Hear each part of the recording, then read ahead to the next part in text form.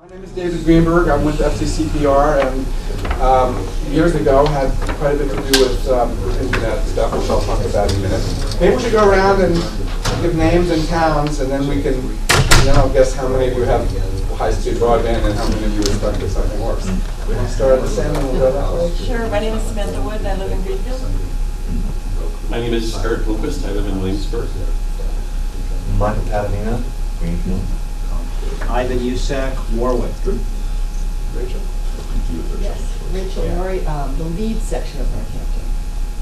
Mariah Kurtz, Westfield and North Adams. Lisa Rangeli, Greenfield, but spent many years in Plainfield with poor internet access. And Georgie from Wendell, and we're working on it. Hopefully spring 2020. Mary Melrose from Charlemont, and we're going to get it. I'm Margaret Freeman from Heath. Travis Drury, Greenfield. Otis Wheeler, Greenfield. Willie Thompson, Northampton. Graham Moranis, Greenfield. Okay, so the folks in Greenfield probably have either GSET or Comcast, so that's nice. Lucky you. The people in the hill towns have nothing unless you're in a Comcast town. I don't think anybody here is in a Comcast town. There's about six towns in out of 44, seven that have Comcast. So like Leeds does too.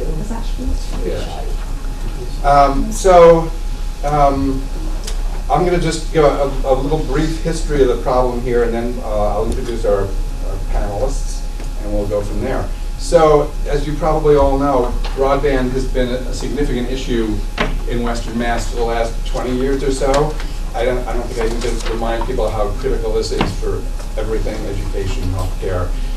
10 years ago, we met a farmer in Vermont who really wanted high-speed internet because to get a tractor manual, you need to be able to download it as a PDF file. Companies don't print stuff, manuals anymore and send them out. So it's really critical for everybody. The problem in Western Mass, and in the rural part of our state, is the population density is so low that it's not worth it for for-profit companies like Comcast or Verizon to give us high-speed internet. So we've been left behind, and this is true of the digital divide across the country. And what we really need is some kind of a rural electrification model like they had in the 1930s, where this should be deemed, broadband is really a public utility at this point. It should be treated as such. And many of our towns were just too small to get any traction on this. So I would say somewhere around 2005, Pioneer Valley Connect and Berkshire Connect, remember them? They were out of FERCog, and I think the Berkshire planning folks tried to start to get the ball rolling. I was living in Coleraine at that point and working in education, and we had really nice internet where I worked, but of course I couldn't do much at home. First we had dial-up, then we got satellite. That wasn't much better, very expensive. About half of Coleraine where I live now has DSL, which is, it's better than dial-up. I mean, but it's not great. It's very slow compared to high speed, which is considered 25 megabits. The broadband I have is about 2 megabits. So somewhere around the end of 2009, I got a couple of people together and we started what became WiredWest in 2010, which has made all the difference, and Jim will talk about that more. And the solution, and you'll see in this paper that I handed out, written by Susan Crawford, this paper, and she wrote this in 2016, and she ends by saying things are stalled. Actually, things are not stalled at this point. Things are actually moving along, albeit quite slowly, but we are making progress. The towns are ending up having to pay about 2/3 of the cost of these networks. So, for example, Coleraine is going to have to come up with about $2.25 million for a $3.5 million network.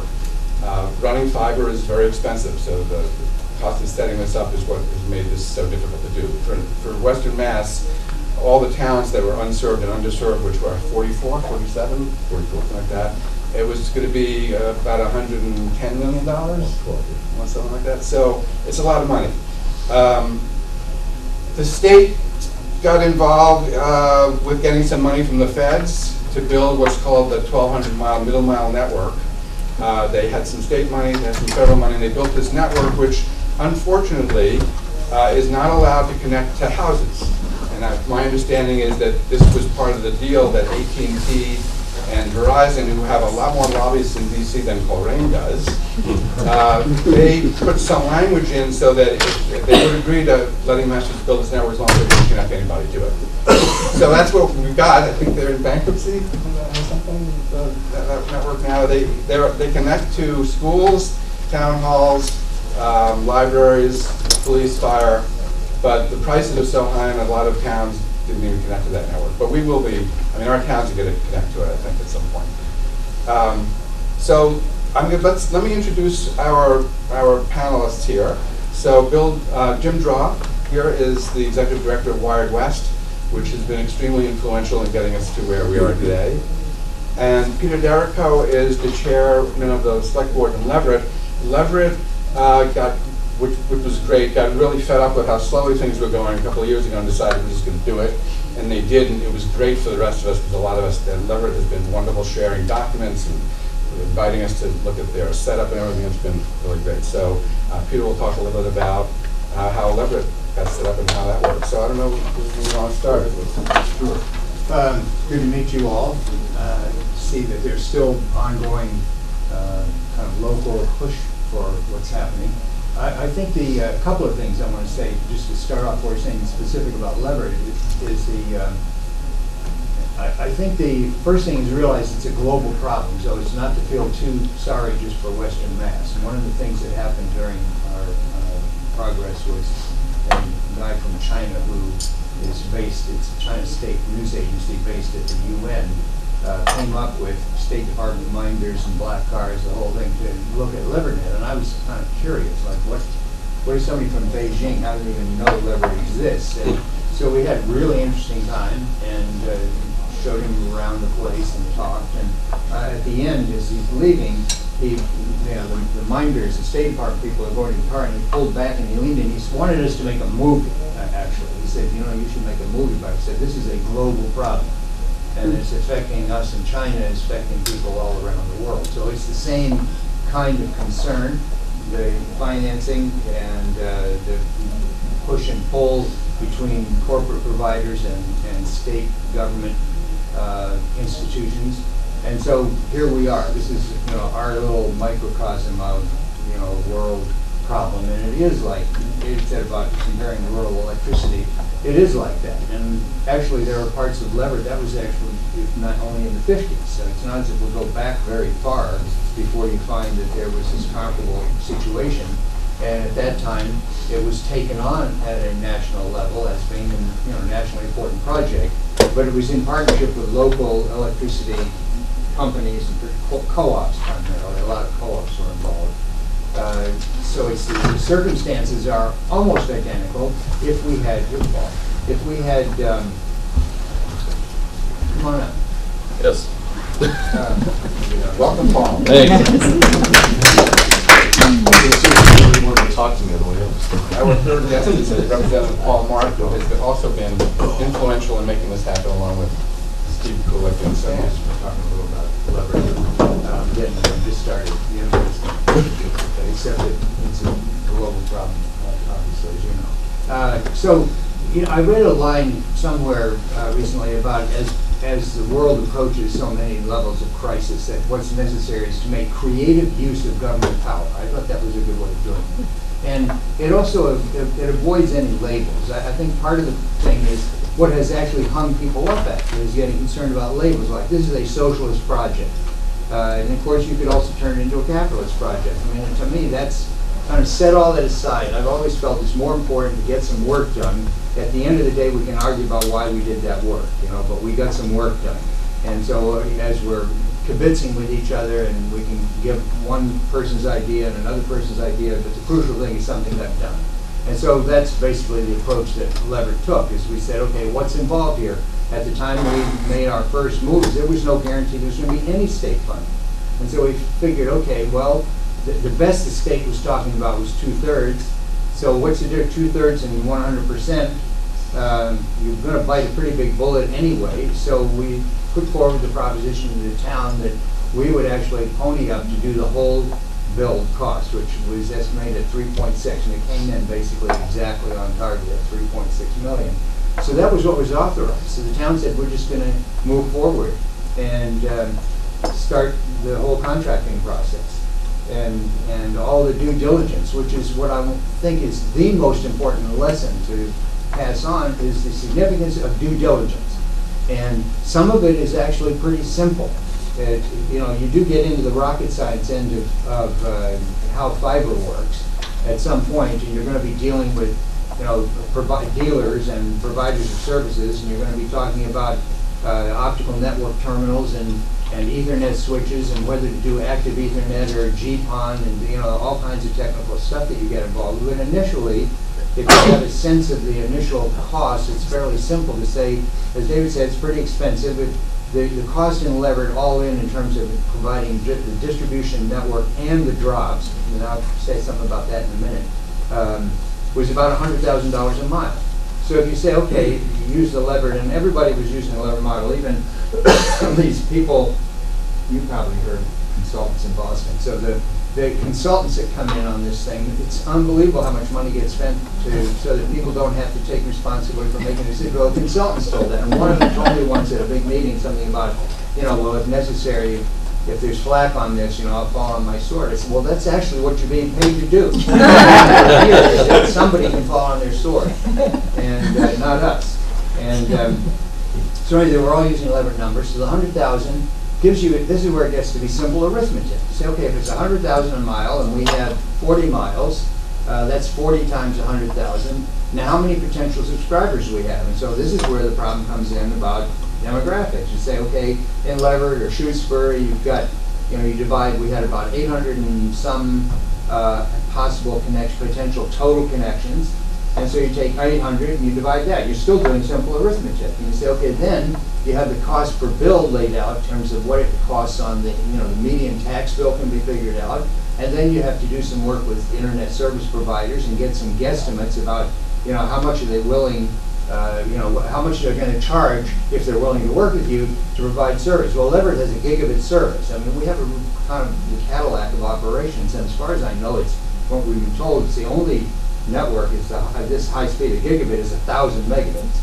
So it's the only network which provides that unthrottled. So at some point, maybe, at this point there aren't really domestic uses of gigabit speed, but if it got to that point, we'd have to talk about throttling and saying, okay, nobody can actually consume that, you're going to throttle it down per use. So it's a high-end network, all of that, but at the same time, it's possible to talk to an ISP because the cost of operating it doesn't really depend on the speed. I know that's how it's marketed, like Comcast will tell you, oh, for X dollars we'll give you this speed, and for Y dollars we'll give you that speed. But once the switches are up and running, that's not really where the cost is coming in to operate the network. The cost is coming in from customer service reps that are sitting there, engineers that are sitting there, the monitoring equipment that has to be installed, and it's going to work whether it's 10 gigs or 1 gig or a half a gig. It's still the same kind of monitoring equipment.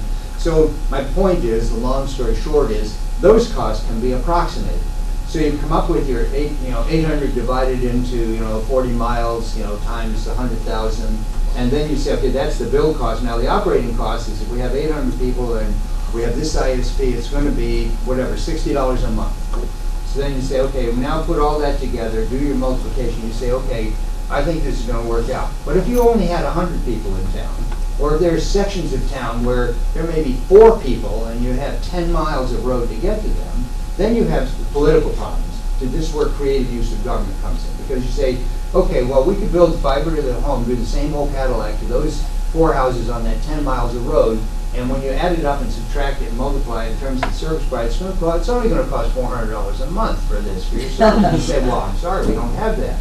So simple arithmetic at the beginning. That's part of the due diligence.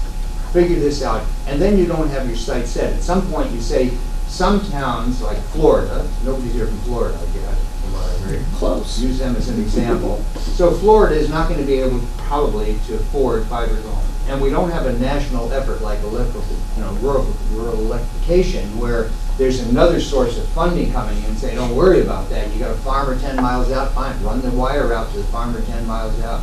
That's part of the plan. We don't have that.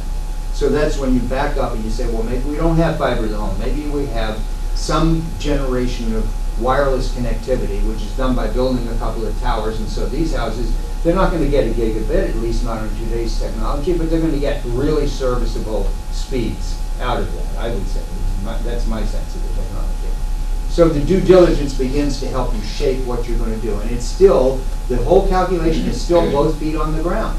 You still haven't talked about ideology, because at some point, I think you've left the act saying we should have national socialism in which broadband is a public thing, just like highways and electricity. I'm not against that battle, but I'm not going to wait till it's done. The same thing as Leverett saying we're going to appropriate the whole amount. Now, meanwhile, as we were going down that road, we were in close touch with everybody that had anything to do with this, in MDI and the State House. We made sure that we were not going to be left behind the door when they handed out, the awards. We did not want to be caught in this, like, well, you guys don't have any, but obviously you can afford it. We knew that we had to work that at the same time as doing this. So all of this is happening simultaneously, but I think the crucial piece is at any moment, you have both feet on the ground and no head in the clouds. So when you're right there negotiating with somebody, whether it's somebody in Boston or somebody in Washington, and we certainly, being one of the, one of the early operations in the country, we were dealing with people in the National Telecommunications, whatever it's called, NTIC. And there's a funny story. There was the executive assistant director, Jason, what was his position? Doesn't matter. From NBI, went to a big national meeting in. Jason Witte. Yeah. Went to. He was in Houston, I think, and meets, and here's the head of the MTAI from Washington, and Jason said, "Oh, I'm from Massachusetts." The guy from Washington says, "Oh, that's where Leverett is." He's heard of Massachusetts, but Leverett is the thing that is discussion on the table. So you maintain all those connections. I consider that part of due diligence. So simple arithmetic is part of it. Being aware of technology providers, the service providers, all of that, doing all that. It's a tremendous amount of work, and it is not accomplished by sitting in a meeting and saying, we should have broadband. And you say, okay, we've made our statement. And it's like saying, we should have a clean room. Does anybody know where the brooms are? No, that's not my job. Somebody else will take care of it. So get down to the level at which you look at this as a very practical problem. The politics become complicated at points, but it's still basically a practical problem. And I think that's what the guy from China was trying to say. It's a totally different kind of government, obviously, and some other huge differences. But he's leaning over telling me, we could learn from this. If you'd make the movie, I'll take it back to China. So, oh, great. Will you pay for the movie and bring it directly? So politics, one quick thing, and maybe I'll have said enough then for starters. The business about paying for the drops. So our initial plan was we would provide the distribution network. The POP, as it's called, point of presence. By the way, point of presence, you think about, people talk about, I don't know if you've read anything about when you meet, Betty Windsor, Queen Elizabeth, it's referred to as being in the presence. When you're in the presence of the monarch, you're in the presence. And it's goes back to feudal days. And you walk out backwards, so you don't turn your back on the presence. Well, with the internet, where the internet comes in, Dave was talking about the points that were brought in by the middle mile, those are called points of presence. And so then where is the nearest active point of presence? It was down in Springfield, and that's where some of the MDI connections go. So we're trying to figure out, okay, our initial plan was we'll build a point of presence, and we'll do the distribution network, and then people chip in to provide their own drop connection to the house. And it sounded workable, and it sounded politically feasible because everybody would be in the same position, but we found two things happen. One is that we were very quickly made aware that if you don't have actual last inch connections, so we're talking about what David said, there's no last mile connections. The middle mile, the federal politics, you're right, was, you can build a middle mile, but you can't build a last mile. So then that's where we're left with building the last mile. So if we said we're going to build the last mile, but we're going to leave the last foot unbuilt, we still don't have a network. And if you go talk to a provider and you say, you're interested in this, well, what's your potential customer? Well, at the moment there's zero, but if you make a good deal, and they're saying, look, we have costs that we have to deal with ourselves, and marketing is one of those costs, and it's just not worth it to us to take this on. So yeah, come back when you've got a network. So we learned that. So we had to include the drops. That meant we opened up the question of So everybody is not equal all of a sudden because you have long drawn driveways and short driveways.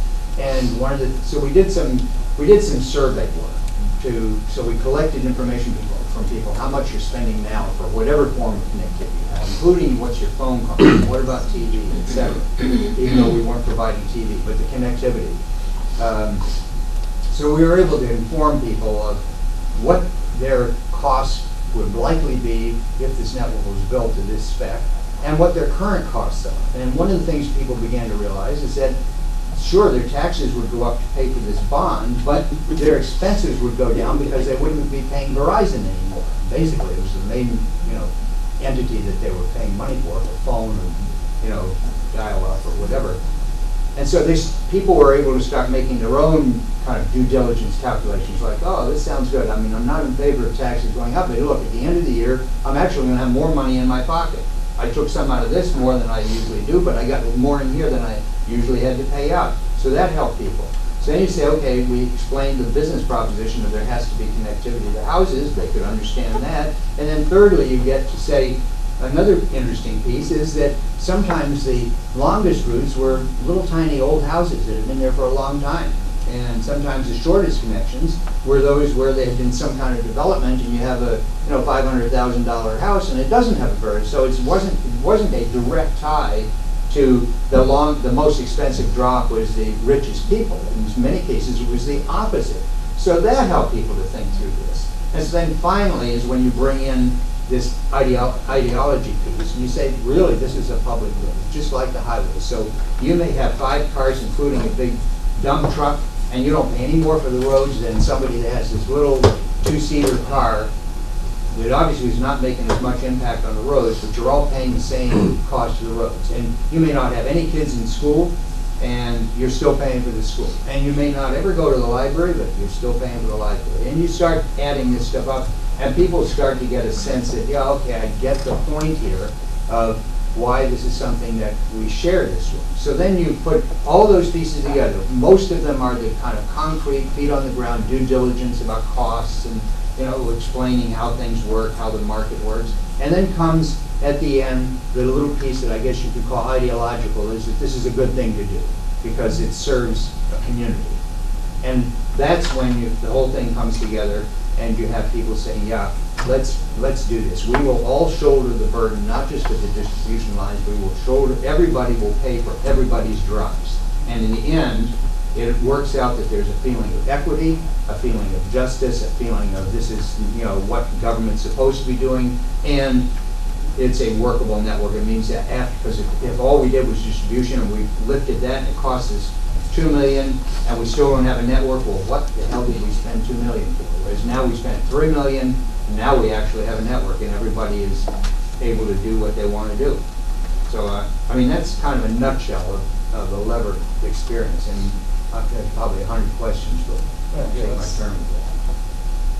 Tim? Okay.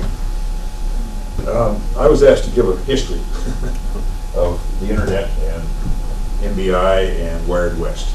So I'm going to start back with the connects that David has mentioned. The connects were formed around 2005 in western Massachusetts by Don Dubendorf and Franklin County by Linda Dunleavy. And they got some money from the state grant to do a survey to figure out whether it was feasible to serve the western Massachusetts towns. They came up with information that was very important. One is that it's extremely expensive to build networks in these hill towns.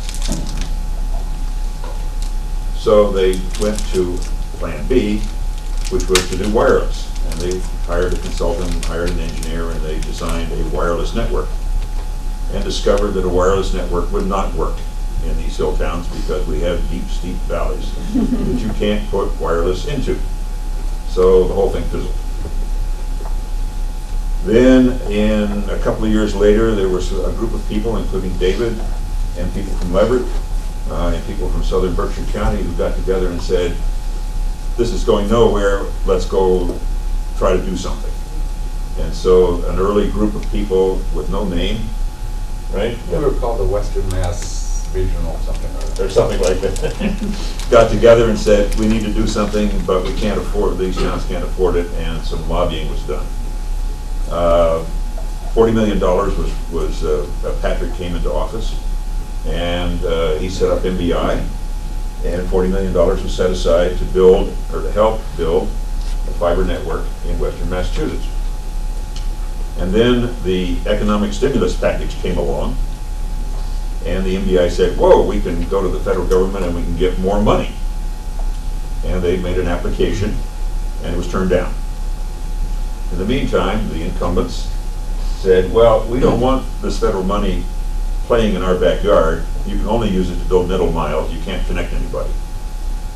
So they applied again, and they proposed the MD 123 to service 123 towns with a backbone.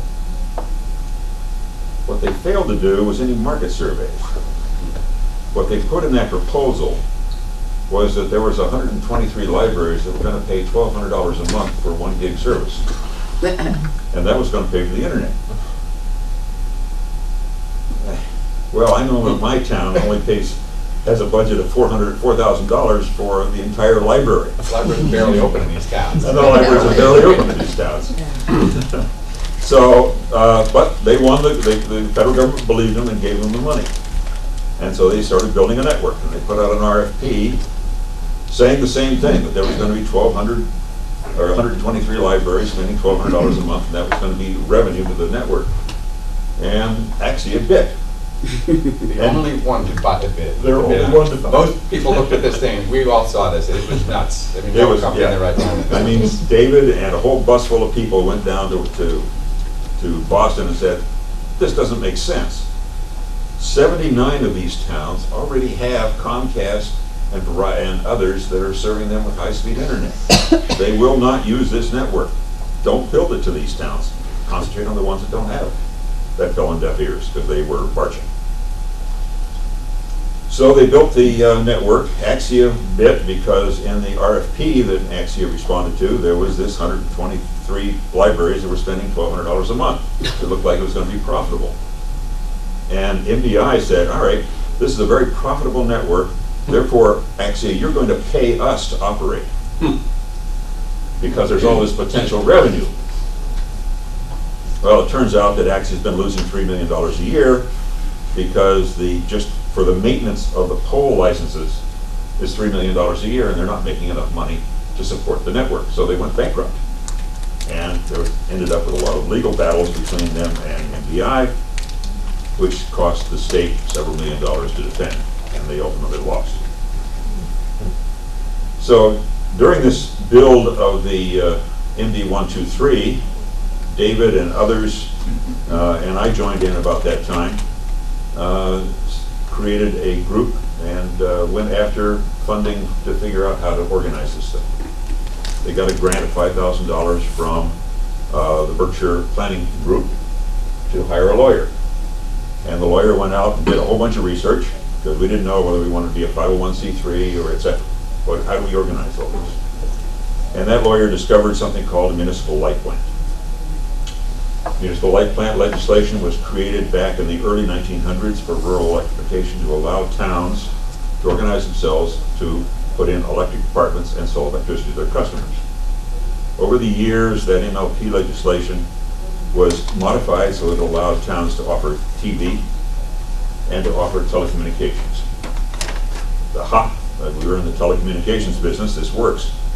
Also in the legislation was something called a municipal light plant cooperative, which allowed municipal light plants to work together to purchase services and to provide service to their customers. So we said, that's us. Let's become a municipal light plant cooperative and get all these towns to form MLPs. So the people that were involved went around to all of these towns and convinced their towns to pass MLP legislation, which was not an easy task because it requires 2 town meeting votes by paper ballot, 2/3 majority to form an MLP. We were successful in all the towns. The hunger was out there. It didn't cost anyone money. That was one of the. It didn't cost money, so we would say there's no downside to this. If you end up not going anywhere, it won't cost a penny. Right. So we got all these towns to pass MLP legislation. We did our filings, and we became a municipal light plant cooperative and filed our corporate papers. And in August of 2011, we were official and held our first meeting, and 22 towns showed up. So now we are rolling. The problem is, how do we pay for this? So we spent the next 2.5 years trying to figure out how to raise the money. We looked at all the case studies across the country, in Wyoming and California and Canada. And one of the interesting things that we found in a couple of states was that the state retirement funds set aside 10% of their retirement funds for economic development purposes. So we said, aha! And we went down and we met with the state treasurer down in Boston and his senior people, and we said, look, we have a wonderful idea. We'd like $100 million to build a network. And they looked at us and said, well, there's a state law that says we have to minimum earn 13% interest. Can you guarantee that? No. But the secretary said at the time, we're in the process of putting together legislation for highway development. And this will fit right in, because if we have high-speed internet, there'll be less commuting and less use of the roads. So out of that came a $40 million proposition to the legislature. And then Leverett was in the process of building, or had nearly completed building. And I talked to Representative Kulik, and the thought was that they would give Leverett some money, and we'd done some numbers and said, well, $40 million is not enough, make it $50 million. So Steve, being the chairman of Ways and Means, increased it to $50 million. Unfortunately, they gave the money to MBI. MBI. Mass Broadband Institute. Mass Broadband Institute. MBI took the money and said, all right, we're going to take 5% off, or 10% off the top for our administrative purposes. So there's $5 million gone. MBI was staffed by lawyers, and lawyers who had no experience with building any networks, with running any businesses, and had no knowledge. Their biggest concern was that they didn't want to spend the money for something that wasn't guaranteed 100% to be successful. They did not want to take a risk. So in their mind, the only thing that made sense to spend the money on was Comcast, Charter, because they knew that those big companies were successful. In the meantime, WiredWest and a bunch of volunteers, including David and others, we got some mapping software, and we went and mapped every single pole in 40 towns so that we could come up with an estimate of the cost of doing the make-ready and doing the construction. And we built a financial model using those numbers and using numbers that we did, talking to people and getting that. And I published that financial model out so that people in towns could review it and look at it. And we had several high-level financial people and accountants look at that, and they tweaked it and gave me some responses back. And we had a solid financial model that said that, yes, we could do this. We also had network engineers as part of Wire. We had a lot of people who knew way more than anyone in MBI knew about how to do this stuff. So we had a really nice design. Yeah, one of the advantages of having 40 towns is that there is a lot of talent in Western Massachusetts. And they all came forward and said, we'll volunteer our time to do this. And they did. And so we had a very workable plan. And everything was going smoothly. We then presented that to MBI and went down and met with MBI in Westboro, and they said, well, if you guys didn't exist, we'd have to create you. Because we didn't want to deal with 40 towns individually, we want to deal with one entity and get this thing done. And so we went down, three of us, myself, Steve, and Monica, went down every single week to MBI for a year and worked out all of the cost estimates that would be needed to be done, and worked with their consultant to try to figure out how much this thing was going to cost, what it was going to look like. Everything was going smoothly, and in the fall, in November, December of that year, MBI and WiredWest went around to all these towns and held regional town meetings, and MBI said things like, WiredWest plan is very good, it's sustainable, we think you should buy in. And then we came back and we said, all right, we need to make sure that we can show support for this. So we asked the select boards to issue a non-banding memorandum to us saying, yes, we will participate. And we got all of the towns to say that. That was great. And in January of that year, they hired Eric Nakajima to be the administrator of NBI. And Eric had a different point of view. And we worked with Eric. Eric decided he wanted to go out and meet with all the towns. And he went out and met with all the towns, and I went with him to every town. And so did a representative from Crocker Communications. And over the next several months, we met with all the towns. And in August of that year, Eric Nakajima writes a policy paper that says that all towns will build and own their own network. There will be no regional network. So immediately you lose all of your economies of scale. Yeah. You have a hut in every single town. You look at the telephone company, there's not a CO in every single town, there's a CO regionally that services those towns. You save money by building things regionally. But his position was that. So I suspect, and I have no way to prove it, that Crocker's lobbying of NBI was the reason for that change of heart. Because if WiredWest is successful, Crocker would lose business. And Crocker wanted an opportunity to be the service agency for all these towns. And they could only do that if each town built and owned their own network and was not part of WiredWest. So we continued to fight through that, and we prepared an LLC document to explain how we were going to operate the network and how we were going to operate with the towns. And we prepared to go to the towns for that in December of 2015. And then we told NBI and Eric that we were going to do this in January. And he quickly huddled with his consultant, and they produced this sham paper that they published to all of the select boards in Western Massachusetts that said that we were off base and that everything was bad. I wrote a rebuttal to that, and everything that they had in there was absolutely false. They just cobbed together information. And they never responded to the rebuttal. So the wheels fell off the cart. In January of that year, we started meeting with NBI again to try to smooth things over, and we did that for a couple of months and got nowhere. January 16. Then. January 16th, right. So we went back and we said, all right, we're not going to fold up shop and go away, because what we do, what we have a potential to do is very important. So we reorganized ourselves to be just a service organization.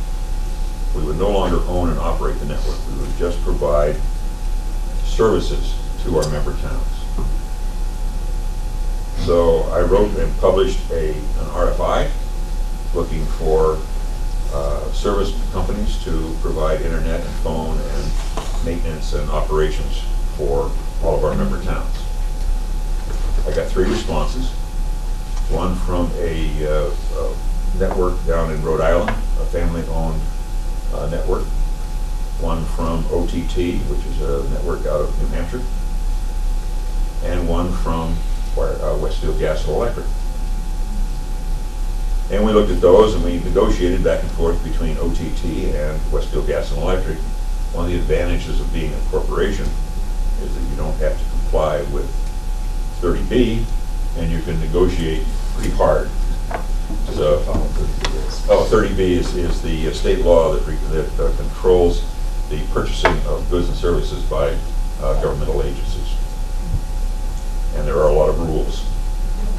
But because WiredWest is both a governmental entity and a corporation, we can use the powers of the corporation to do things outside of state purchasing laws. So we were able to negotiate a pretty good deal with Westfield Gas and Electric. We then learned from the Attorney General that if there is a contract between 2 governmental entities, you don't have to issue an RFP. for services. You don't have to issue bid documents for services. It's simply an intergovernmental agreement, and you can do that. Great.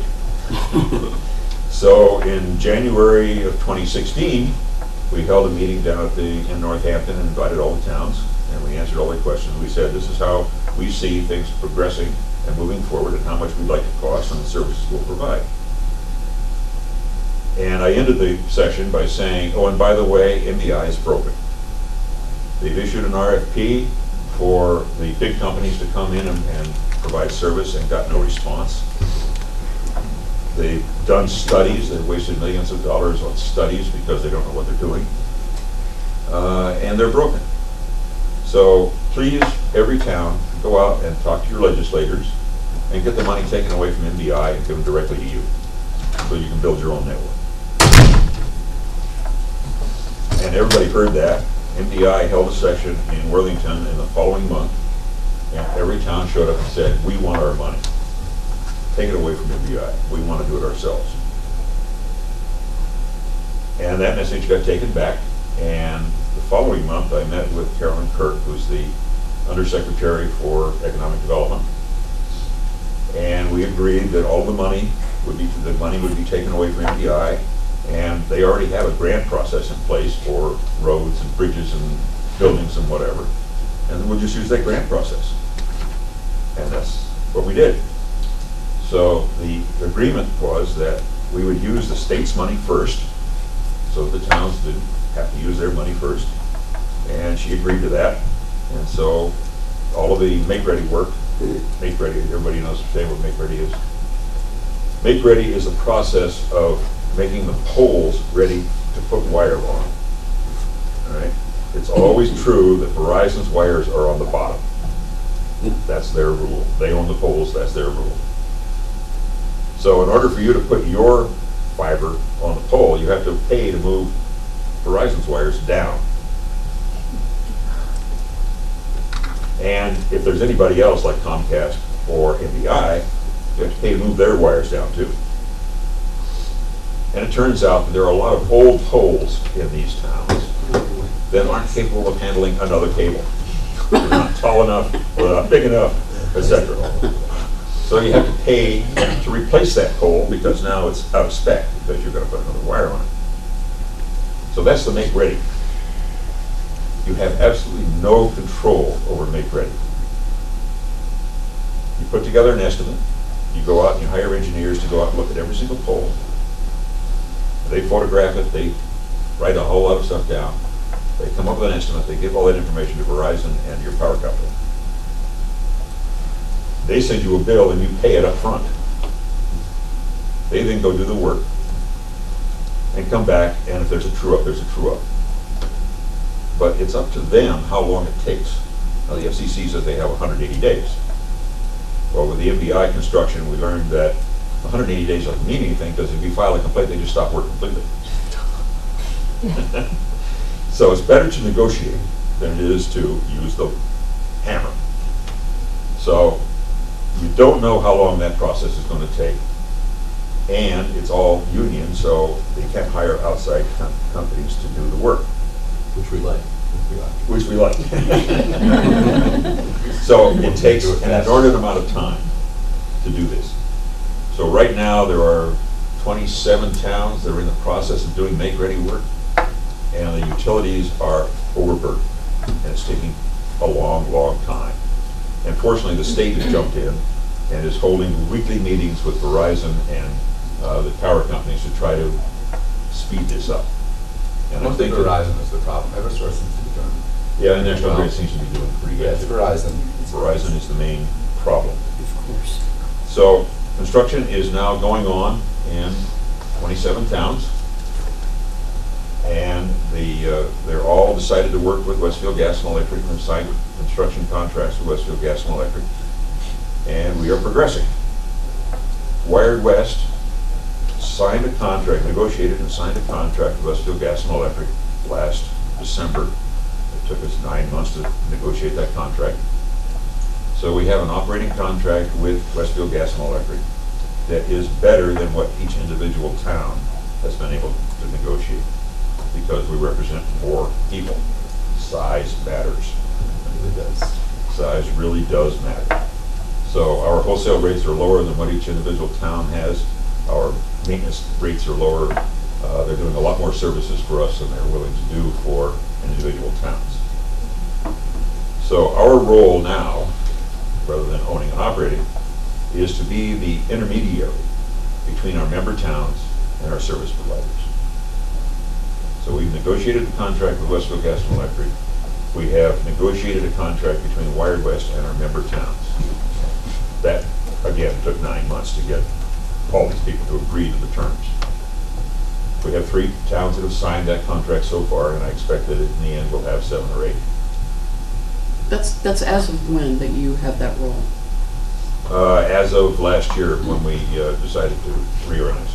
Yeah, I'm just kind of wondering in terms of like my own town, like which towns are part of that, or are there ones that were part of WiredWest? There were towns that were part of WiredWest. Leverett originally was a member of WiredWest and pulled out.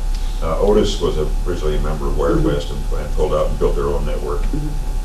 We have seen out of the remaining towns, Worthington, Peru, Peter, the chair of MBI and MBI board decided that they still wanted to do something with the Comcasts and Charters of the world. Right. So they went to Comcast and Charter and said, all right, we'll give you money if you will build a network in this town. What towns that already had? That already had Comcast for most of them? No, both. No. No, Worthington, Peru, other towns in southern Berkshire County had already passed bonding to build their own. MBI comes in and says, all right, Comcast, we'll give you money to come into this town and build a network. And the amount of money that they were giving Comcast is more than what they were giving the town Yeah. to build their own network, which angers a lot of people. So Comcast is now building a network in Worthington. They're building a network in Peru.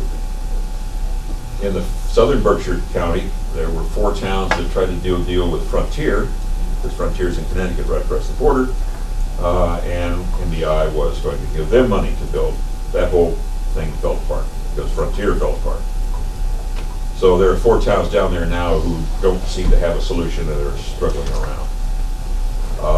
But the Westfield Gas and Electric towns are WiredWest. There are Westfield Gas and Electric towns that are going their own way. There are Westfield Gas and Electric towns that are going with WiredWest. The town of Plainfield and the town of Cummington, my town, and I'm upset about that, but my town, have decided to go on their own. Wendell is deciding to go on their own. I don't know why, but they have. I know that in Plainfield's case and in Cummington's case, they were absolutely convinced that they wanted to only offer one price and one service, 1 gig service, period. What we did 3 years ago was did a very expensive and very extensive market survey.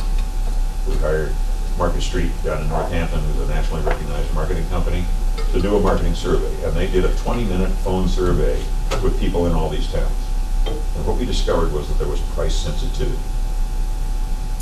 That we would maximize customer take-ups if we had a lower tier price. So we are convinced that a $59 throttled down 25 meg service will get people in who are minimal users of internet. And I've met quite a few of them. They're not very high income people, they're usually elderly people. They use internet to send email to their grandkids, and that's about all.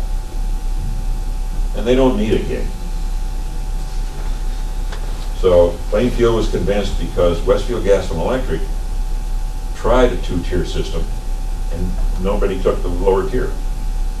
So they were convinced that was the right way to go. They didn't look at the demographics, however. Westfield Gas and Electric is competing with Comcast. Right? So 1 gig service is what people wanted that competes well with Comcast. So they decided to go on their own because the thing with a cooperative is you have to cooperate. And if you're not willing to cooperate and go by the majority rule, then you leave and you go do your own thing. And so we've had an exodus of towns who say, I want to do my own thing, I don't want to cooperate. So they lose the economic advantages of group bulk buying, but they get total freedom to make their own decisions. Those are the trade-offs. Let's stop there and have Paul say a couple of words about the legislative. Yeah, we'll talk about the thing, politics then of all of it. yeah, then we'll have some time for discussion. Because politics affects every single thing that happens, everything you care about. So for anybody that doesn't know me, Paul Marks, State Representative for Greenfield, Carew, Coleraine, and 13 other communities in Berkshire and Franklin County. I am the only legislator out of 200, that's 160 members of the House and 40 members of the Senate. I do not have broadband at my house. I don't have cell phone service, I don't have cable TV. And when I first got down to Boston, I was telling people that, they thought, oh, you're just a cheapskate, right? I'm like, no, the wires don't run through my town. And they're like, no way, that can't be real. Mine in Massachusetts, like, yeah, it's real. So that's been an interesting thing I've been working on since I've been in office, and I still today don't have broadband yet. Also, note, I was a lineman at the phone company at Verizon for 10.5 years. Yeah, so I am very familiar with the union contracts, with the actual line work, with the make-ready work, all of that stuff. And so, this goes back a long time, actually. 1876, telephone was invented, and shortly after that, AT&T was formed. And from 1876 until 1982, it was a monopoly, and they were regulated. And then 1984, the final decision was implemented by a judge, and the company was broke up and split into regional bells, as they call it. In 1996, by then, as the market had started to change and what they thought, what the companies thought people were interested, started to change, they looked for reforms that would start to deregulate them and let them have more leeway. Verizon, at the time it was called Bell Atlantic, companies like that, the incumbent providers, they were really interested in getting into long-distance telephone service, which they weren't allowed to do. So if you remember back then, AT&T was and MCI were long-distance, and then 9X or whatever was local. So they wanted to compete for long-distance, which meant they had to give the appearance that there was competition for local service as well. So the Telecom Act of 1996 actually significantly changed the way telecom services in this country were administered. And Senator Markey, at the time, Congressman Markey, was one of the lead architects of that, and President Clinton signed it into office. And part of the deregulation craze of I think, the 90s, and I think we've been living with the results ever since for the last 20-something years. And so, as the internet, as people started having home internet with America Online and that kind of thing, I got hired because they wanted people to install second lines. And Verizon was so interested in that long distance service and didn't yet see the potential of the internet that they started having what they called CLECs, competitive local exchange carriers like Crocker, popped up and were there to supposedly compete with Verizon, but there's only one pole and there's only one set of wires, so really all they did was resell Verizon service. And because they started taking customers that Verizon was servicing, but it's like imagine I sell hamburgers, but you come in and you go to Burger King and you start reselling their hamburgers for $1 more. It's ridiculous. And Burger King had to give you the hamburgers for $1 less than they sell them, and then you can sell them for 50 cents more. So they decided we want to get out of this business. We don't want to be in the wireline business anymore. And so after 2000, when I was hired, they never hired people outside technicians again, effectively. And so they started not doing pole work, and they started not servicing and upgrading towns like Coleraine, like Carew, like this entire area. And so DSL became a thing. It never really came out our way. It came out in some places, but you had to be within 3 miles of the central office, which is the main station for your community or your region. When the FCC, the Federal Communications Commission, ruled that wireless and fiber will not be regulated, then all the companies decided, well, that's where we want to go for internet. That's the kind of service we want to be in, is one that doesn't have to pay union workers, that doesn't have high overhead costs, but pays a lot of money real quick. So they started laying the FiOS out in eastern Massachusetts and in New Jersey and in Rhode Island, in places where there was a high concentration. And again, our local services just kept suffering and kept suffering. And we weren't profitable enough. We weren't profitable enough quickly enough to satisfy Wall Street, so they never bothered investing. So now we come into the state portion. When the stimulus, Obama 2009 stimulus, $1 trillion, one of the most underrated things pieces of legislation in the last 20 years that I think basically saved the world economy from complete collapse was $1 trillion that didn't exist was taken and reinvested in public works projects all over the state, all over the country. But the bad news of that was because Massachusetts wanted a piece of it, they just dreamed up something that wasn't going to work so that they could get their shares. You had to be shovel ready, you had to be ready to go. So that was a problem, and that was one of the things that started leading to this not being successful from the beginning. In 2014, political, so when we would go down there, the very few of us that represent Berkshire, Franklin, Hampshire County, vastly outnumbered, and we would say, yeah, people out here, we don't have the internet, and again, we'd say, what are you guys crazy? And we'd say, but we need money for it. So the people in charge of the bonding committee, I remember, would say, well, New Bedford could use better internet, why don't we do something with that? So it was an obstacle to getting this $50 million that Jim was talking about. The way we got it was, yes, Steve Kulik was Vice Chair Ways and Means, and Stan Rosenberg was on the way to becoming Senate President. Chelsea Soldiers Home needed to be redone. And there was a federal grant available for a lot of money, but we had to put up a match. And so to get those of us in the western Massachusetts area to buy in, we said, you know, we could use $50 million for broadband out here. And that was the agreement. That was the horse trade. Because obviously we wanted to do the Chelsea Soldiers Home, but we wanted to make sure that the people out here were getting a part of it. You talked about Eric. I'm going to agree with you and leave that alone. People have funny ideas on how they think things should work, and I don't understand why. But then a big thing that happened was Governor Baker was elected. And Governor Baker obviously is not into municipal socialism. Quite the opposite, actually. And so I was actually in the Heath Town Hall when the Lieutenant Governor Polito came out, and she made an announcement that the project was paused. It was a moratorium. We're stopping. We're going to retool it, reconsider how to do it. And she thought there was a private sector solution. And I went to her one-on-one, and I said, yeah, I've worked there for 10 and a half years. There's no private sector solution. If there was, they would have done it by now. And she just looked at me like, well, what do you know? So they retooled, and they spent a year revamping it and rethinking it, and what they come up ultimately was, in some ways, a good idea of grants to the towns, but they preferred to give those grants to people like Comcast and like Charter because they just want it done. That's what it is. They want it done, they want it cleared off their books, and they don't want to think about having to be asked for money later. So I guess my point is just the politics of these situations is what usually makes things that sound like a good idea and common sense, they make them become out of reach, because obviously a project like this is very expensive, and then when you do start giving money to smaller towns, cities want their piece. Pittsfield's in my district. Pittsfield has said to me a lot of times, why don't we get any of this broadband money? You know, we have areas that they only have DSL, and it's tough. And then when you have an administration, the interrelationship of the legislative and executive branch is funny. So we would be talking with WiredWest, with David, with Jim, I know, you know, in my district, with Pete as well, and we'd be going to the administration, whether it was Governor Patrick or Governor Baker, and saying, this is what we're hearing on the ground, this is what we're seeing, this is what I'm living. But because they ultimately control, we give them $50 million, they control how it's spent. They wanted to find some kind of a private sector solution. And the Berkshire Eagle did a great story. It compared the moon launch to the announcement by Governor Patrick in 2008 that we were going to have broadband in 4 years. And you know, the moon launch actually happened on time. This has not yet come to pass. So that's all I'm going to add to a very thorough, excellent presentation.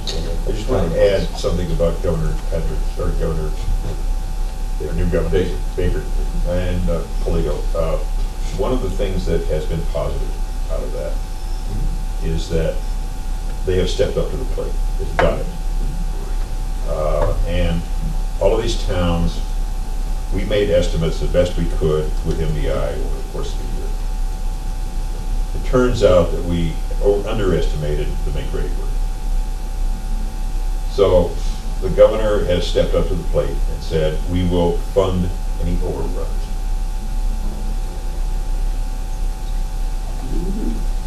huge. It's a lot of money. It's a lot of money. And so they set aside money to do that. And originally, you had to do all the project and then come back and ask for it. They changed their mind, now you can get that money up front. Recently, they found out that the drop costs to run from the street to the houses is more expensive than we estimated. And some towns were saying, oh, I gotta go back to town meeting and get more money.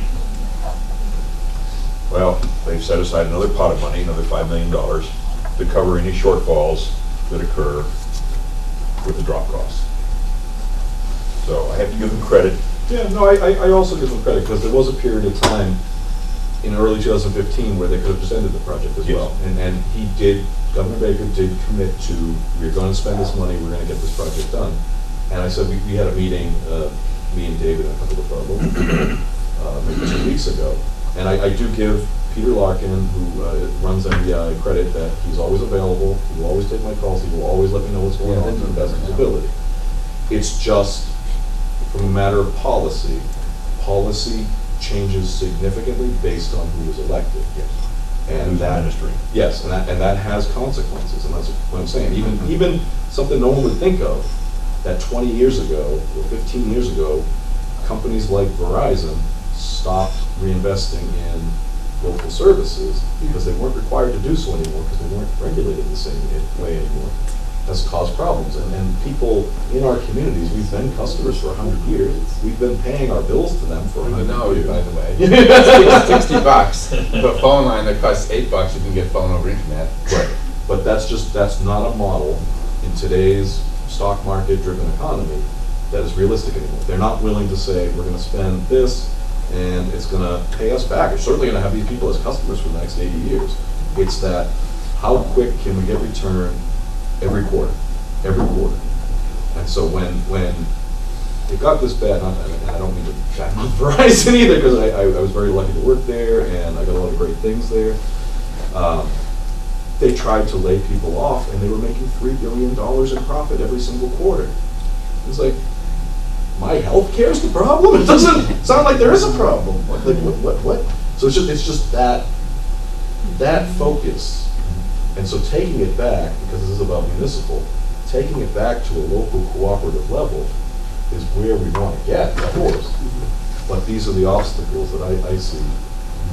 I want to add in, I think there's a structural problem, which is the fact that municipalities basically are dependent on the property tax. Yeah. And so one of the things that we saw that seemed problematic about the WiredWest model was that initially at the build stage that we were building, there was the plan seemed to be able to share the cost of the build across towns, but the dilemma is that, so we say, okay, Leverett is going to chip in this, we have this much, participation in these many places, and Florida only has the example I was using before, whatever, 4 people in 10 miles. And the way it's going to be affordable is there's going to actually be a transfer of value from Leverett taxpayers to Florida. And that posed tremendous problems for both, just how you're thinking about it, but also legally, because that's not legal. It doesn't work that way in a property tax system. And there's all the problems of a property tax system in general across any jurisdiction, not just here in Massachusetts, about funding everything on the basis of the property tax is a problem. But that's where we are as a country. And so then the things that a company like Verizon or the electric company do, without regard to town borders, the company says, we're going to invest X dollars in this area. That doesn't, they may have to go to your town and my town to get permission to put a pole up, but there can be cost sharing across those jurisdictional lines, which the towns themselves can't do.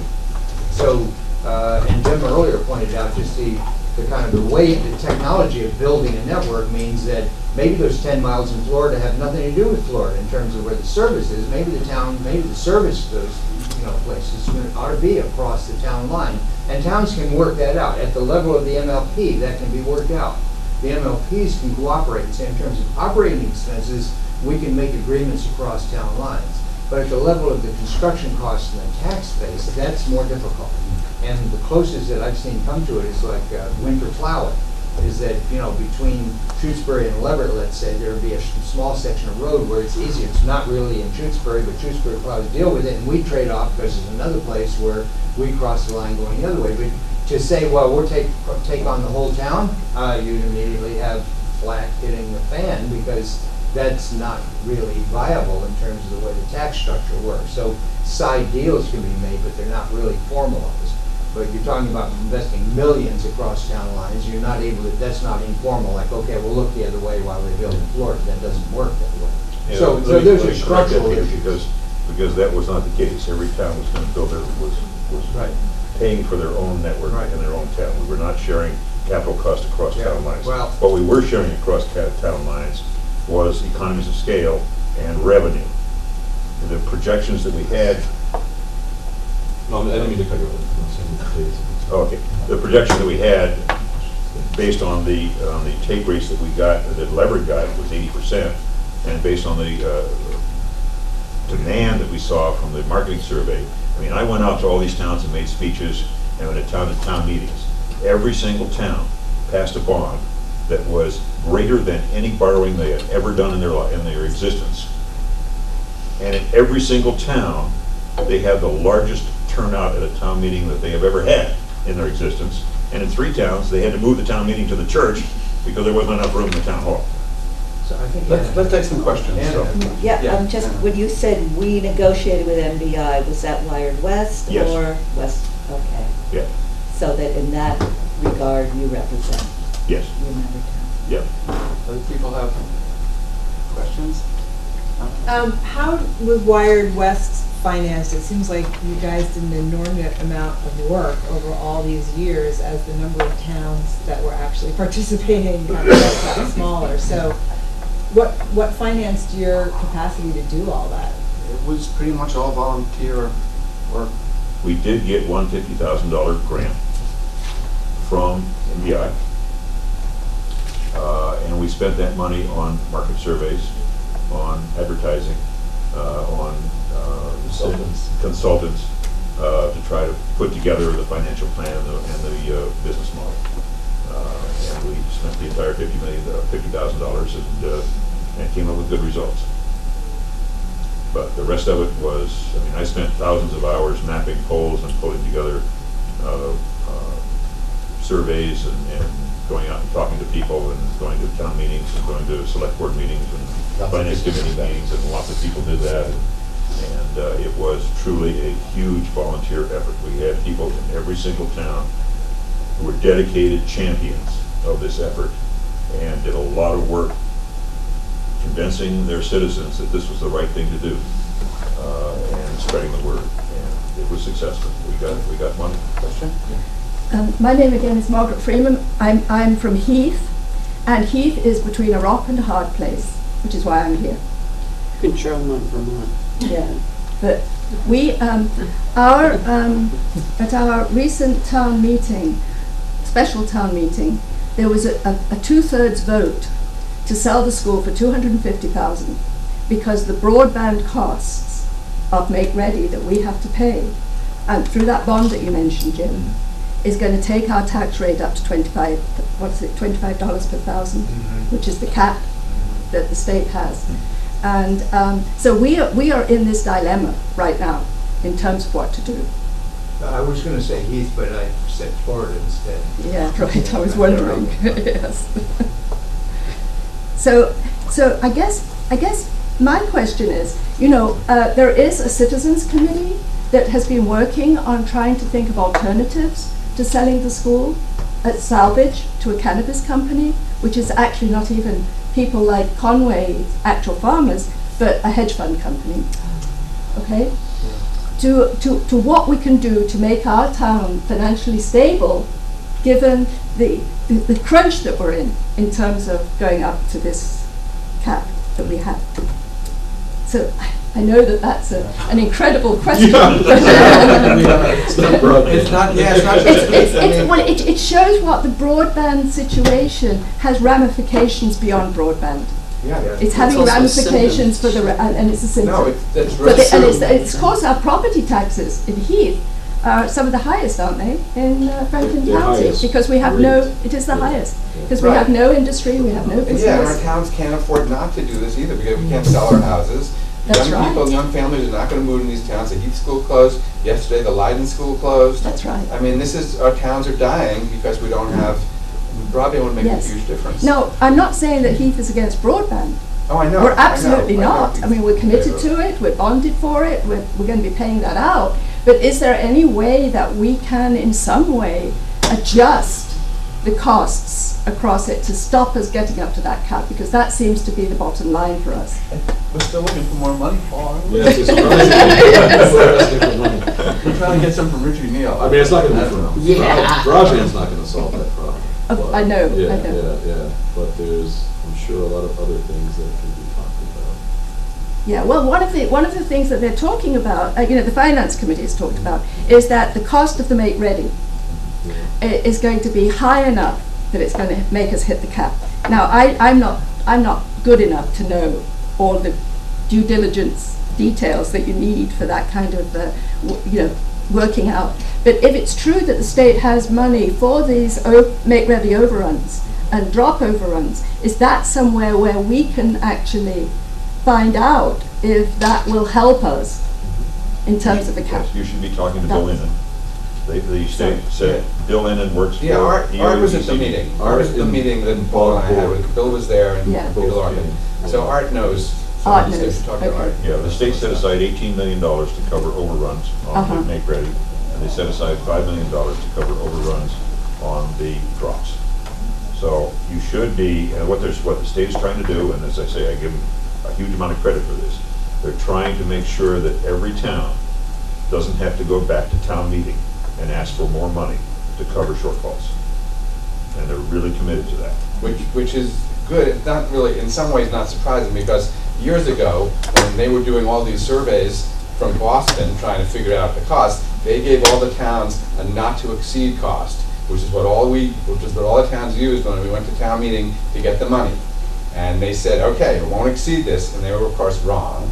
So the fact that they're coming up with the money is really not only nice, but they really should be doing it. But I mean, everything, what you're talking about is beyond broadband. It's beyond Massachusetts too, but that's why I wanted to participate in this conference today, because to me the idea is, how do we stop making ourselves reliant on national, international interests, and how do we start taking back control of our own lives, of our own agriculture, of our own education, of our own utilities, of our own living? Well, the Jacobs Road property is 17 acres and the school buildings. Yeah. It's the most valuable asset that he owns, Yeah. Yeah. Yeah. So you're absolutely right, Paul, and I think that's why I came to this conference, Right. for that reason. Right, because so in the House now, I chair redistricting, and so what we do is we look at population numbers, and our population numbers aren't good, and it's not unique to Heath, it's Peru, it's all of us, and so yeah, when we get broadband, hopefully in the next year or two, does anyone think that instantly all our problems are going to be solved? Because I don't. But I think it's going to give us a better base to try to work from. But I mean, I think, because we're not the only session today, there's a lot of different sessions going on. But I think the more we can keep, again, local employment, just local sustainable and renewable practices, and that goes into energy, that goes into so many different areas, then the less reliant we're going to be on. Because as I watch the population trends right now, Boston has grown 70,000 people in the last 9 years, 8 years. And meanwhile, we're either stagnant or we're in decline. And we need to do something about that, because if we don't, we're going to continue losing schools, we're going to continue losing investment from companies, and if they're not going to invest in us, we have to invest in ourselves. There's a question. Yeah, I understand in Northampton that they either have included money in the capital budget for a municipal broadband study. And are you all connected with that, or is it kind of a separate thing, or where? I've talked to a few of those people. There's a few people who are excited champions, and that's really what you need for any of these efforts. You've got to have champions who are excited about it and are willing to dedicate a huge chunk of their life to make this thing happen. Without that, it's going to fail. Yeah, I think that, I want to just underscore that, you know, that during the planning and building time, we were meeting multiple times a week, and we had, again, taking advantage of some serious local talent. The guy working on numbers for us had just retired from ExxonMobil's R&D oversight, so we had, and I think a lot of towns have people like that around, people who know networks and so on. So that, you know, but that group, so you have the talent, but also the willingness to meet. So we're meeting every week, and then in between meetings of the whole group meeting, and then homework to do. And all the time on various lists, there's a Washington law firm, Jim Waller runs a really good outfit. They put together, there's a clipping service. And so you're staying abreast of everything that's happening really worldwide, industrial and governmental. And so there's unbelievable information to process. And there's no way around it. If you're not doing that, then you're just sitting with your cup out and hoping somebody has pity on you. But I want to say one more thing about Northampton is that anywhere that there's already a network is a completely different problem. You're doing what's called overbuilding.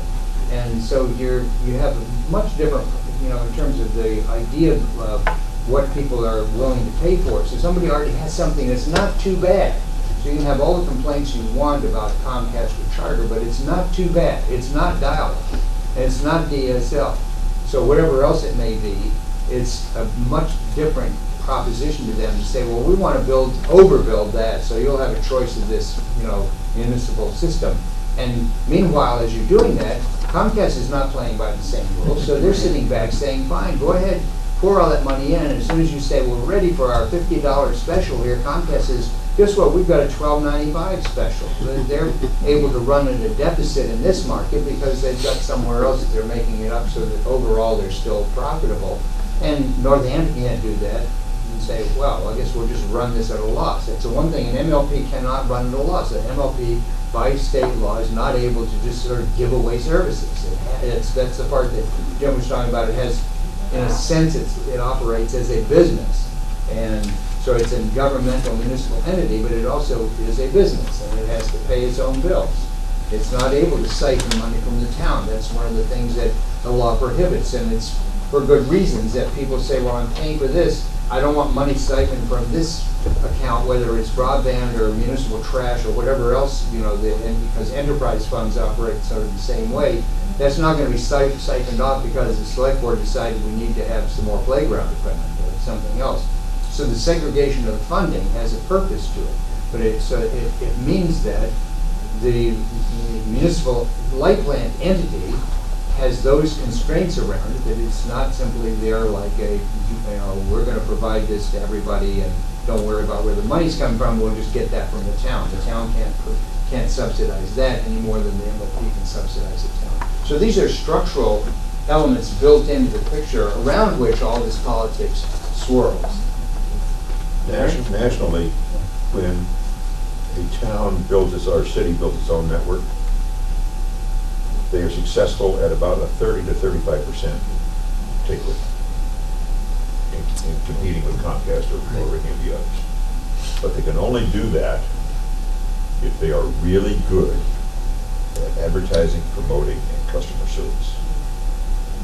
Because people pay taxes to this network, they have affinity for it. And you can get 30, 35%, even though Comcast does their thing with the pricing. But you can't look at this network when you go to the taxes and say, this is going to be profitable. One of the things we ran into with MBI was they had a professor of economics who came in and said, well, the net present value of this thing is negative, therefore it's not feasible. And I came back and said, well, the net present value of a sewage treatment plant is negative too, but it's a community asset. We don't expect it to be able to pay off from its revenue, all of those things. We expect it to be sustainable, to pay its operating expenses. So you can't go into this saying, I'm going to pay everything off with the revenue. Those are on the taxes. That gets loyalty from your customers, and you get the 30%. But you've got to be really good at customer service and advertise it in order to make that successful. Mary? So I want to kind of follow up with that, and also something that Paul said. we're looking at this huge speed bump of how you actually get the network implemented and so on, and we've talked a lot about that. I want to talk about the next stage. When we get to where we are actually implementing these networks in our towns, how do we make it a viable proposition? How do we make it successful? You talked about customer service. Paul was talking about how we start making our towns resilient, how we rejuvenate them. How does this network play a part in that? So, for example, I'm in Charlemont. We're now going fiber through Westfield, okay? But once the network gets built, who's doing the customer service? Who's doing the promoting? Who's doing who's doing the work to make it a successful service in the eyes of the residents? Who's making it successful for business owners in the town? Where does that come from? And how can we help? It's probably be Westfield. One of the reasons that we chose Westfield was they had a 99-year record of providing excellent customer service for gas and electric companies to serve customers in their town, in their city. And they had already started to build fiber and had excellent customer service with that, and were doing things right and had 30%. So they were a good choice both from an economic point of view and from a customer service point of view. And we wrote in our contract that they were totally responsible for all of the marketing and sign-up of customers. Because it makes sense for your service provider to have skin in the game. Right? If they have no skin in the game, then there's no incentive for them. So you want the customer, your ISP to be an active participant in providing quality service and in providing advertising and getting things done. Okay, that's the first step. The second step is pricing. You want to be able to price the product so that you have a very high take rate. You remember that every citizen in town is paying taxes. So you don't want to price this product so high that you leave out 15-20% of the town because they can't afford it. Which is the reason we came up with a two-tier system so that we could get as many people as possible. Okay? But that pricing needs to be such that it's sustainable, that you can pay the bills. So operationally, your bills are the wholesale cost of internet, the wholesale cost of phone, right, that you pay for that. Maintenance is huge. I think Leverett spends almost $100,000 a year on maintenance. Probably, yeah. That's another, and that's a separate contract. Collins Electric, we have a contract. So we have a network operator. Some places use the ISP as a network operator. Leverett has a separate operator, a network operator that does the engineering and management of the structure itself. And then an ISP, the Internet Services Provider, that's the customer interface. That's where you say I can't connect to the internet. They handle that. So there's two contracts there, and then there's a third contract, which is Collins is the one that if there's a break in the line, they have the crews that do fiber work. Did I say Holyoke Gas and Electric? That's our network operator. They are a stellar operation, unbelievably competent. So they are positioned just kind of uber supervision of the network. Then Hotelco is our current internet service provider, and Collins comes in as the maintenance apparatus. And so those are three contracts that we manage, and the MLP is essentially a contracting operation. The MLP doesn't have any staff, and it's volunteer. It's like any other town board in that sense. But it manages this budget. It manages the relationships with these three contracts. And your take rate's what, about 85-90%? I think any of the towns that, and I think again that it has to be affordable at some level. But people are already paying money for whatever they have now. If they have a satellite dish for TV, they're paying money for it. They're paying money for their phone. So don't forget that there's that you're going to offset that. But so assuming you can come up with some numbers that are affordable, I think any town that has no internet access will probably do what Leverett's done, around 80%, which is incredibly high. The industry standard is, if you look across the country, is not that high. It's probably around 50 to 60% is the highest. And if you're talking to people and just the industry as a whole, thinking about the internet, they're looking for that becomes a profitable business. And if you get to 30 to 40, you're going to be able to make it work. And so when people heard the numbers in Leverett, but I think those are numbers that in any rural area. Yeah, I mean, in I towns like understand, I ours, understand that, I it's the only understand game in town. that, I understand that the take rate is a necessary thing. I'm talking about above and beyond that. Well, How do we above and make, beyond, no, I'm not talking about that. I'm talking about how we use the presence of internet access to change the economy of the town. Oh, I see. That's what I'm talking about. I see, I misunderstood. Because in some ways, that's gonna, you know, there'll be news about this. I mean, it's like any other thing. That is gonna take the time of there being, you know, an awareness. Yeah, I don't think Leverett's of necessarily that. a model for some of our towns in the hills, maybe, but I don't know. I mean, One that's. one of the things that's true is well, that the we city had of to deal with it. Pittsfield, city, and others, Williamstown, are very concerned that businesses are gonna move out of those towns and into the hill towns, because the hill towns will have better internet service than. that's interesting. Yeah, I mean, this is, what we're building is the best you can get. It doesn't get faster than fiber. Can I It's take the that fastest thing what there is. evidence is there for that? Can I take that back, please? That's fact. I mean, you can check that out. I mean, the communications, the data's moving at the speed of light, and that's what fiber optics is. Right.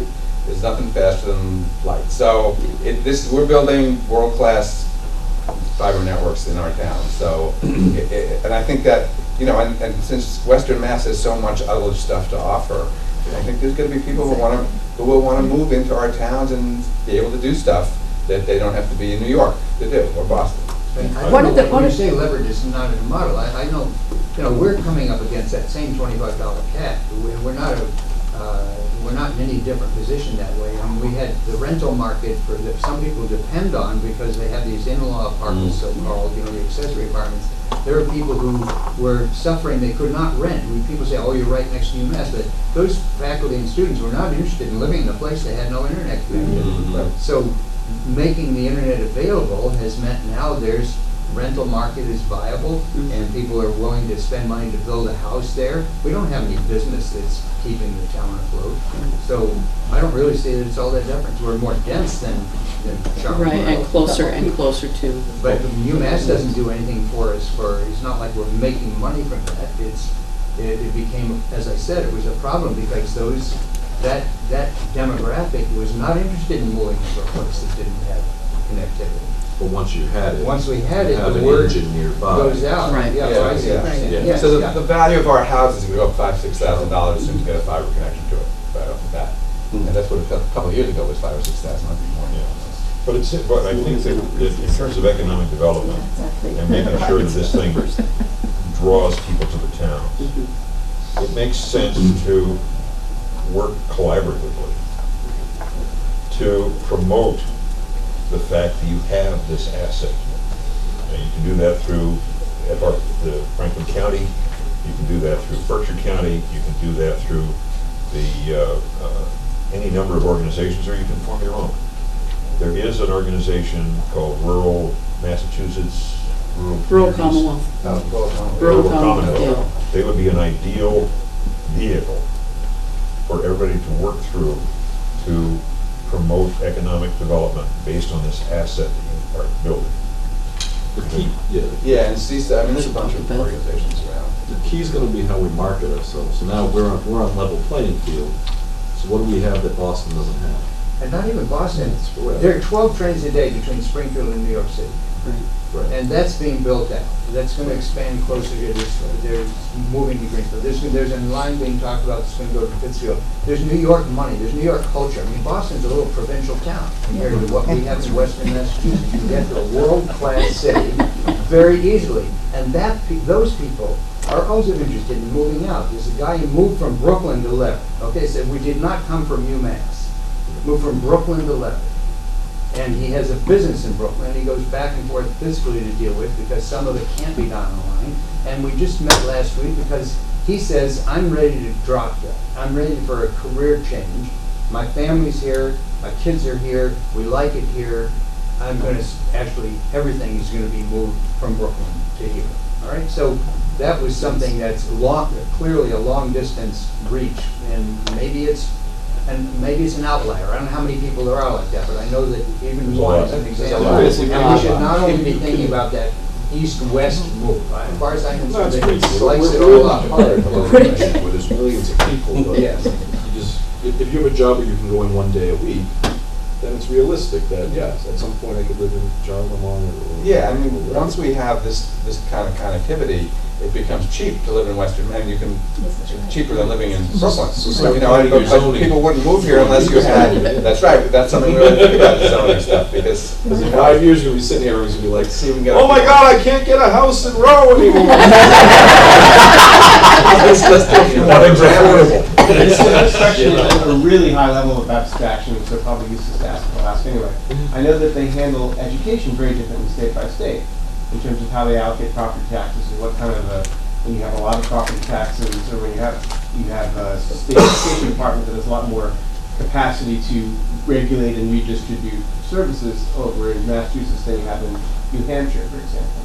So how much of the struggle that we're having, because you're saying that, you know, the whole world is having, is very, very different state by state and would require just a different legislative approach to it? And how much is just like built into the state charter and it's not going to be any Well, changes? there are serious differences. There are still states, I think there are about 10 or 12 states that prohibit municipal broadband. I mean, this is like the Koch brothers.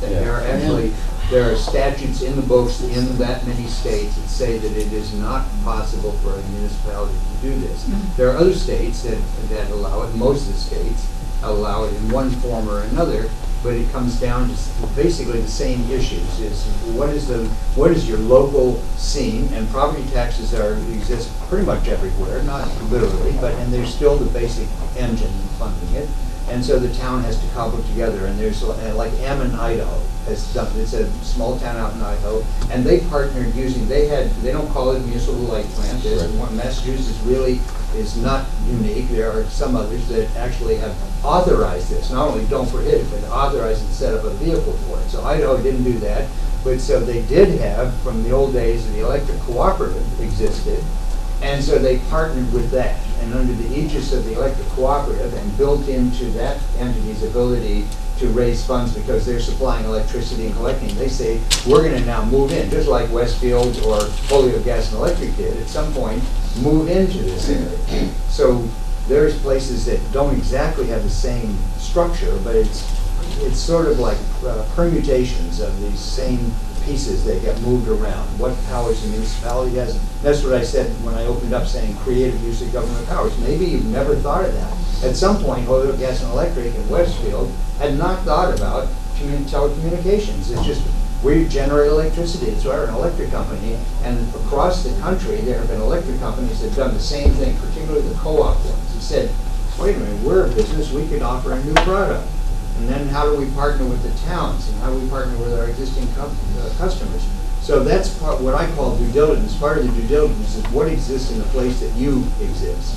Yeah, I was thinking about the value where you have some states that say, we're not going to have schools in each community based on just the capacity of their property taxes. Yeah. We'll take some of the property taxes, put it into a central organization that then regulates and redistributes to have more equity. Is that something that broadband could also We're partake going to have to of? find out on another day, I'm afraid. It's 11 o'clock. I'd like to thank you all for coming. I'd like to thank you.